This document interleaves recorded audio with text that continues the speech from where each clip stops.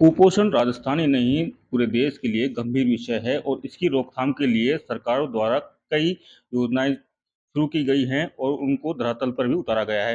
लेकिन दौसा में इस पूरे समस्या को लेकर एक जागरूकता के हिसाब से काम किया जा रहा है और एक नई पहल शुरू की गई है। और इस पहल के लिए आज हमारे साथ विशेष बातचीत करने के लिए जिला कलेक्टर कंवर चौधरी जी हैं। उनसे सीधी बात करेंगे। सर, राजस्थान में राजस्थान तक में सबसे बड़ा आपका स्वागत है। आपका बहुत-बहुत धन्यवाद कि आपने इस चीज़ का मौका दिया कि आपके चैनल पे बोला जा सके। सर, पहला सवाल, कुपोषण को लेकर कई स्कीमें आई हैं, फील्ड में भी काफ़ी वर्क होता है। जिस तरीके से दौसा में आपने पहल की, एक मिशन के तौर पे इसको लेके गए और उसके बाद में क्या किस तरीके की दिक्कतें आई और क्या अपडेट रहा है अब तक? अ, देखिए, जैसा आपने कहा कुपोषण के ऊपर बहुत पहले से काम हुआ है और माननीय मुख्यमंत्री महोदय इसको लेके काफ़ी फ़ोकस्ड रहते हैं कि कैसे हम इस बीमारी से निजात पा सकें। और राजस्थान में काफ़ी नंबर्स हैं कुपोषण को लेके। मैंने पहले 2 पंचायत में पायलट कराया था और 2 पंचायत में जब हमने देखा कि जो हमारा सर्वे है, उस सर्वे में काफ़ी त्रुटियाँ थी, तो हमने रीसर्वे कराया। तो नंबर्स काफ़ी निकल के आए और क्योंकि ये एक समृद्ध जिला है दौसा और यहाँ पे कृषि काफ़ी होता है, तो मेरे लिए बड़ा सरप्राइज़िंग था। फिर 2 से हम हर ब्लॉक में 1-1 पंचायत हमने कवर करी। तो सर्वे में ये निकल के आया कि कुपोषित और अति कुपोषित दोनों के नंबर्स काफ़ी हैं। हर पंचायत में लगभग 7-8 अति कुपोषित बच्चे और कम से कम 40 से 50 कुपोषित बच्चे निकल रहे थे। फिर हमने एक योजना बनाई कि हम इनको कैसे इसको टैकल करें, तो जो सरकार का एक नियम है इसके बीच में कि आप डिस्ट्रिक्ट हॉस्पिटल के ऊपर इसको रेफ़र करोगे, लेकिन डिस्ट्रिक्ट हॉस्पिटल पे समस्या ये आ जाती है कि परिवार लेके नहीं जाता है, उसका काम अगर चल रहा है या कृषि कार्य चल रहा है या कोई वहाँ उस टाइम फसल बोने का टाइम है, तो परिवार अफ़ोर्ड नहीं कर सकता जाना और इतने दिन हॉस्पिटल में रहना अफ़ोर्ड नहीं कर सकता। तो हमने ये किया कि पंचायत लेवल के ऊपर कैंप लगाने शुरू किए। तो जब हमने सरपंचों से बात करी तो उन्होंने काफ़ी इसमें सहयोग दिया और काफ़ी गाँव के लोग और समाज काफ़ी आगे बढ़ के आए। जैसे किसी ने कहा कि मैं आज जलेबी खिलाऊँगा, किसी ने कहा कि मैं आज मुरमुरे मेरी तरफ से, दूध मेरी तरफ से। तो जब हम बच्चों को लेके आए, उनके परिवार लेके आए, तो बड़ा इम्पैक्ट जो मैंने पूरे डिस्ट्रिक्ट का जब सभी 286 पंचायतों में कवर करने के बाद देखा, वो ये था कि 12 दिन का कैंप तो एक पार्ट था, लेकिन दूसरा पार्ट था कि परिवार जागरूक हुए, माँ-बाप जागरूक हुए और उनको पता चला कि मेरा बच्चा कुपोषित है और उनको एक ठेस पहुँची कि यार मेरा बच्चा कुपोषित कैसे हो सकता है? और बहुत सारे माँ-बाप को ये पता चला कि जो ये हम बाहर का खाना खिलाते हैं, जैसे बिस्किट खिलाते हैं, टॉफ़ीज़ खिलाते हैं, बच्चे को चुप कराने के लिए कोई चीज़ दे दी, ये तो बहुत ही हानिकारक है, इससे तो भूख खत्म हो जाती है। डॉक्टर्स ने जब उनको बताया और हर कैंप में बच्चों का डॉक्टर गया, नॉर्मल डॉक्टर गए, उनके विटामिन ए जितनी भी वैक्सीनेशंस होनी थी, उससे बच्चे की एक जो पाचन और भूख है दोनों बढ़ी और बच्चे का वेट एकदम से इम्प्रूव हुआ। 6 महीने बाद जब हमने इम्पैक्ट देखा तो 70 से 75% बच्चे कुपोषित, अति कुपोषित की कैटेगरी से बाहर आके नॉर्मल की कैटेगरी में हो गए, जो हम बहुत बड़ा अचीवमेंट मानते हैं। अचीवमेंट है, काफ़ी मेहनत हुई है, लेकिन सर एक योजना या मिशन के बाद में एक गैप ज़रूर महसूस होता है कि कई बार फील्ड में जब बैकअप नहीं होता है, तो उसको लेकर किस तरह की तैयारी की गई कि गैप ना रहे इस पूरी काम को लेकर? देखिए इसके बीच में हमने जो स्ट्रैटेजी तैयार की थी सभी ऑफिसर्स को मतलब मेन था मॉनिटरिंग।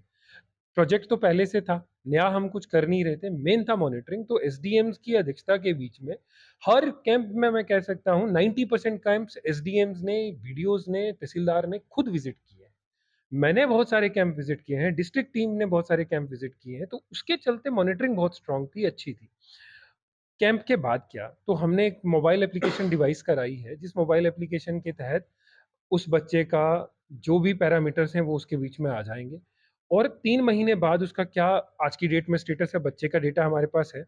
फिर अगले 3 महीने में क्या है, तो बच्चे का रेगुलर मॉनिटरिंग आंगनवाड़ी के माध्यम से क्योंकि उसका नाम तो अब डिलीट हो नहीं सकता, आपके उस पे आ गया। उसका वेट और हाइट पहले से आपके पास है। नया वेट और हाइट आएगा तो उससे आपको एप्लीकेशन के माध्यम से पता चल जाएगा कि इसमें सुधार हुआ है या इसमें कोई खराब हुआ है। तो ये मॉनिटरिंग का एक सस्टेनेबल तरीका हमने उसमें डिवाइस आउट किया है। साथ ही साथ हमने ये कोशिश की है कि इन बच्चों के परिवारों को कैसे संबल दिया जा सके। तो उनकी माताओं को एसएचजी से जोड़ के राजीविका के माध्यम से जैसे बाजरे के किट वितरण कराए हमने, सब्जियों के किट वितरण कराए और बकरी पालन में उनको इंक्लूड कराया ताकि उनकी आय बढ़ सके। अगर कोई कुम्हार परिवार है तो उसको मोटराइज़्ड चक्की कैसे दी जा सकती है, ताकि उनकी आय बढ़ सके और उसका डायरेक्ट इम्पैक्ट बच्चों के ऊपर आ सके। एक तो कुपोषण और उसका नाम रखा भीम। जी। भीम का आइडिया कहाँ से आया था? देखिए भीम बेसिकली एक कार्टून कैरेक्टर है जिसको हर बच्चा देखता है और हर बच्चा भीम के लड्डू जो हैं वो काफ़ी फ़ैसिनेट करता है। मेरे भी बच्चे हैं तो वो भीम के साथ काफ़ी अपने आप को एसिमिलेट करते हैं, उनको अपने साथ जोड़ते हैं। तो भीम का जो फुल फॉर्म है वो है बलिष्ठ, healthy, इम्यूनाइज़्ड and malnutrition free child. तो कैरेक्टर भी है और उसका एक सेंस भी है पूरे एब्रिविएशन का, तो इसलिए हमने उसको मिशन भीम नाम दिया। आपने कुपोषण के साथ-साथ पत्थर निकासी काम करने वाले जो कारीगर हैं, तो सिलिकोसिस की बड़ी समस्या है। उसको भी आज एक मिशन के तौर पे लेके गए हैं, फ़ील्ड में हम कई बार आपको कवर भी किया है, तो उसको लेके किस तरीके की तैयारियाँ हैं? मैं इनफैक्ट सिलिकोसिस से पहले एक दूसरी चीज़ पे आना चाहूँगा। भीम के साथ-साथ हमने एक मिशन आर्य पूरा चलाया था जिसका पार्ट था मिशन भीम।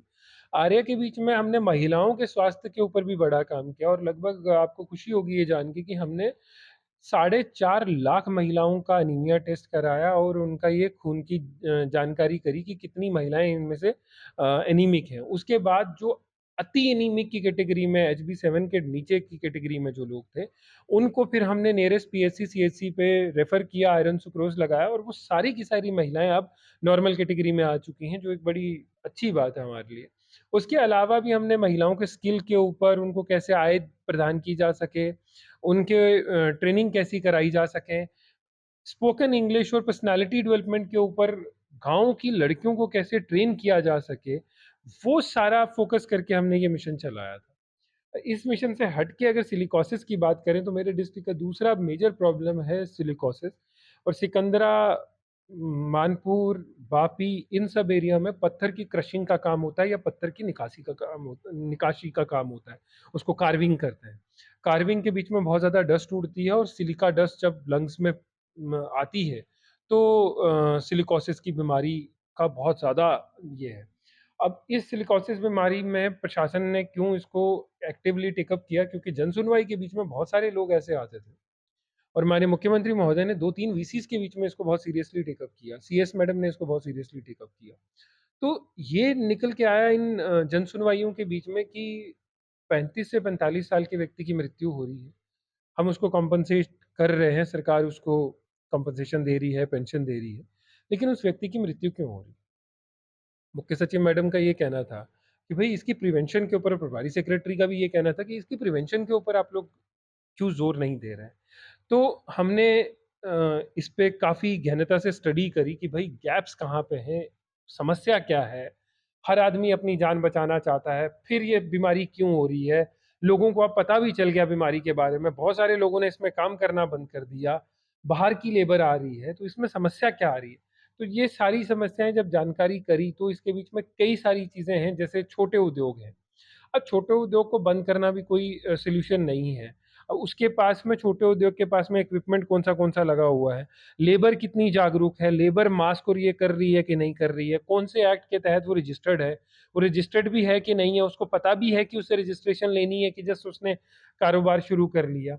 लेबर बाहर जाके काम करती है जब किसी बड़ी संस्था जहाँ पत्थर का काम हो रहा है, वहाँ प्रिवेंशन का कोई तरीका है कि नहीं है। तो ये जब सारी चीज़ें देखी तो इसके लिए भी हमने एक मोबाइल एप्लीकेशन डिवाइस आउट कराई जिसके बीच में ये तय किया जा सके कि कौन व्यक्ति किसके यहाँ काम कर रहा है। आज की डेट में तो यही पता नहीं कि मैं अगर आपके यहाँ काम कर रहा हूँ तो कब से काम कर रहा हूँ।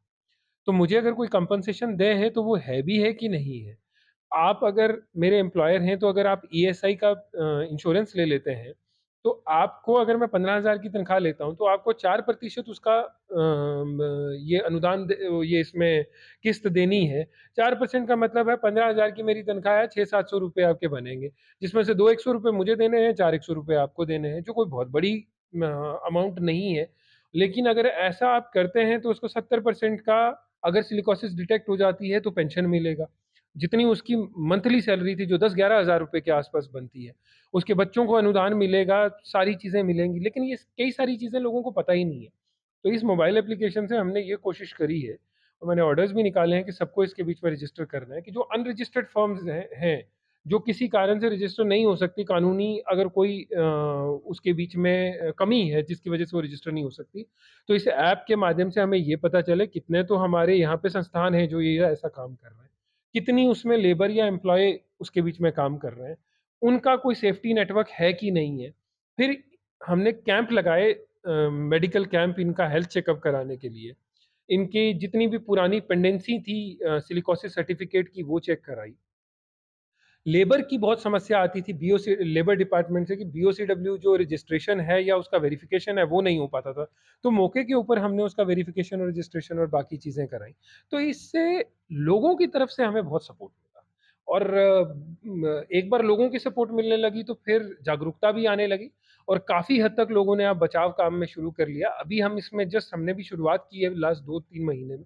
हम आगे प्रयास करेंगे कि लोगों को निरंतर मास्क निरंतर उनकी जाँच हो और ऐप में हमने यही किया कि भई उनकी जाँच जो है वो लगातार हो रही है कि नहीं हो रही है। प्रयास में सर हम जब भी फील्ड में जाते हैं तो एक गैप थोड़ा-सा महसूस होता है कि जो संस्थाएँ हैं, वो एक पत्थर जैसे जो जो धूल उड़ता है, उसमें जो नियम जो बना रखे हैं, उसको अवहेलना की जाती है, नज़रअंदाज किया जाता है। तो जी। उसके लिए किस तरीके की क्या मॉनिटरिंग रहेगी आने वाले टाइम में? देखिए हमने बहुत ही इस तरीके से किया कि सबसे पहले हमने पत्थर व्यवसाय करने वाले लोगों के साथ और लेबर के साथ मीटिंग करी और वो मेरे स्तर पे जा के हमने उनके एसोसिएशंस के साथ बात करके मीटिंग करी, उनको समझाइश करी। उसके बाद जितने भी बैनर, पोस्टर आईईसी एक्टिविटी के थे वो हमने वहाँ पे लगवाए और उनको ये कहा कि आपको हम 2-3 महीने का समय देते हैं कि एक तो आप अपना जो औज़ार हैं, इक्विपमेंट हैं, इनको आप एडवांस कर लें, ताकि धूल कम उठे।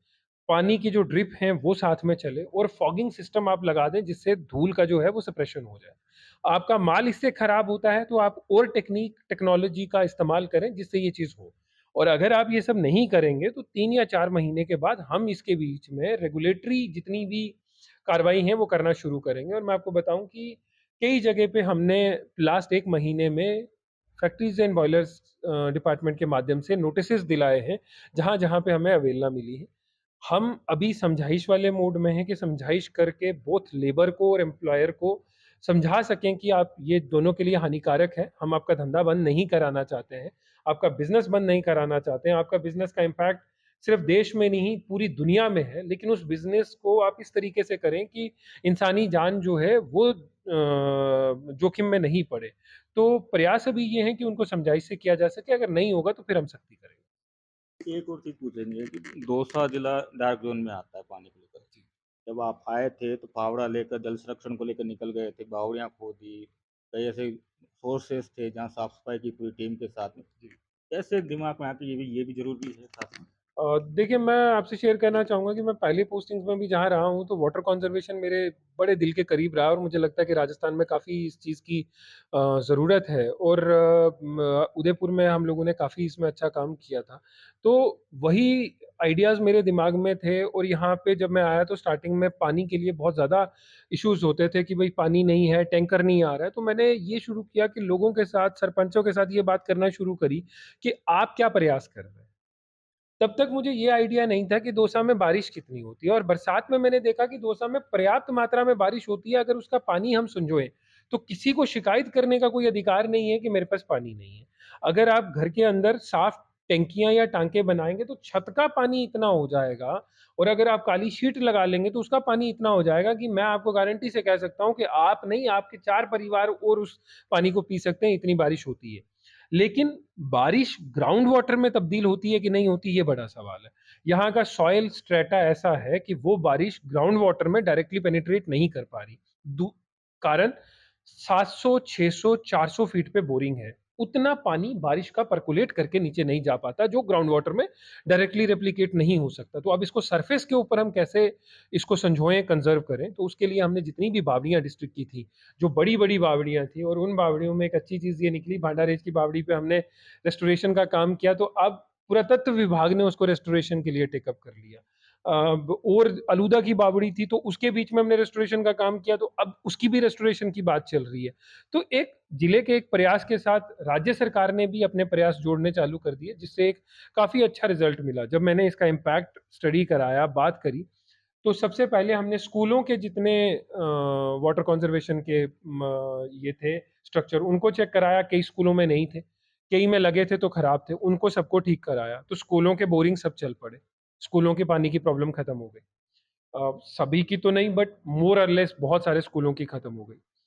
सिमिलरली घरों में लोगों ने ये चीज़ रेप्लिकेट करना शुरू करी, मंदिरों में ये चीज़ रेप्लिकेट शुरू करी, मस्जिदों में ये चीज़ रेप्लिकेट करना शुरू करी, तो उसके रिज़ल्ट्स जब लोगों को दिखने लगे, तो लोगों का बहुत अच्छा रिस्पॉन्स आया और लोगों ने काफ़ी अच्छे से काम किया। आगे भी जारी रहेगी ऐसी कोई महत्वपूर्ण चीज़? बिल्कुल 100% जारी रहेगा। मैं आपको बताऊँ कि इस साल हम जो लास्ट ईयर हमने शुरू किया था, वो इस साल आपका ये एक सवाल होगा कि क्यों नहीं कर रहे? तो उसका मैं कारण बताता हूँ कि हमारे यहाँ पे हाईवे चल रहा है और हाईवे के साथ ये अनुबंध हुआ उस कंपनी के साथ कि आप सभी तालाबों को गहरा करेंगे।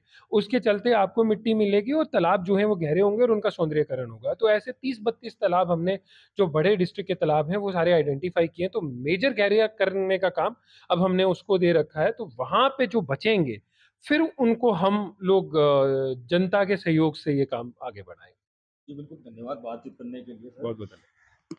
तो ये थे जिला कलेक्टर कमल चौधरी जिन्होंने बताया कि सिलिकोसिस, कुपोषण और जल संरक्षण कितना महत्वपूर्ण है और इसके लिए ये आगे भी काम करते रहेंगे। संदीप मीणा, दौसा, राजस्थान तक।